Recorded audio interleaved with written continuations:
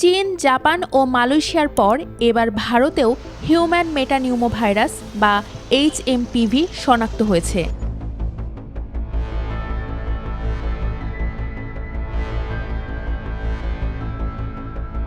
Corona ভাইরাসের ভয়ঙ্কর থাবায় গোটা পার্থিব জীবনে নেমে এসেছিল অন্ধকারের ছোঁয়া। বিশ্ব অর্থনীতি অনেকটা থমকে গিয়েছিল। 2019 সালের ডিসেম্বরে চীনের উহান প্রদেশে প্রথম কোভিড-19 করোনা ভাইরাস ধরা পড়ে। তার পরের ইতিহাস তো সবারই জানা। ঠিক তেমনি আরও এক নতুন ভাইরাস শনাক্ত হয়েছে চীনে। ইতিমধ্যে চীন, মালয়েশিয়া, জাপান ও ভারতে শনাক্ত হয়েছে এইচএমপিডি অর্থাৎ হিউম্যান মেটানিউমো নামক এই ভাইরাস। করোনা ভাইরাস নামক মহামারীতে পুরো বিশ্ব যেন মৃত্যুস্তূপে পরিণত হয়েছিল। এর আক্রমণ থেকে বাদ যায়নি বাংলাদেশও।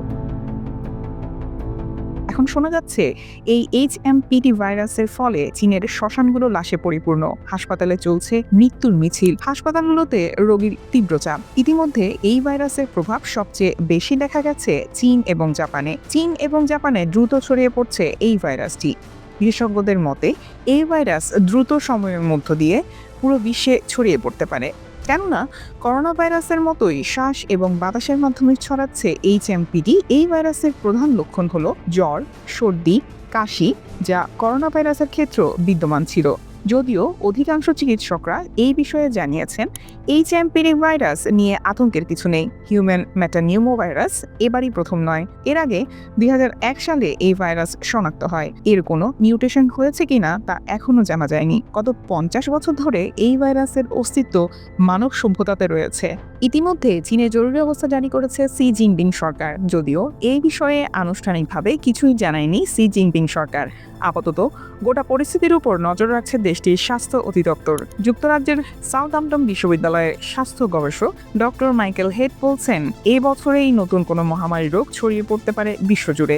এইচএমপিডি ভাইরাসই সেই মহামারী ভাইরাস হবে কিনা এই ব্যাপারে এখনো জানা যাচ্ছে না। তবে এই মহামারীতে মৃত্যুর হার ছাড়াবে সর্বোচ্চে এবং এটি হবে মারাত্মক ছোঁয়াচে। আর এদিকে পার্শ্ববর্তী দেশ ভারতেও হানা দিয়েছে হিউম্যান মেটানিউমো ভাইরাস এইচএমপিডি এর সংক্রমণ।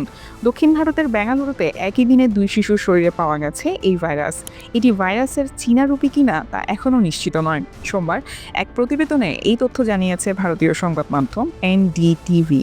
ভারতের কর্ণাটকের স্বাস্থ্যমন্ত্রী দীনেশ গুন্ডু রাও গত সোমবার দুপুরে একটি জরুরি বৈঠক ডেকেছেন। সেই বৈঠকে রাজ্যবাসীকে অযথা উদ্বিগ্ন না হওয়ার জন্য পরামর্শ দিয়েছেন কর্ণাটকের স্বাস্থ্য সচিব হর্ষ গুপ্তা। पैनिक होने का जरूरत नहीं है और एचएमपीवी वायरस जो है वो कोई नया वायरस नहीं है और ये बहुत सालों से है।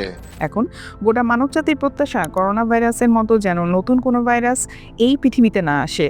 কে জানে কার আবার প্রিয়জন হারাবে।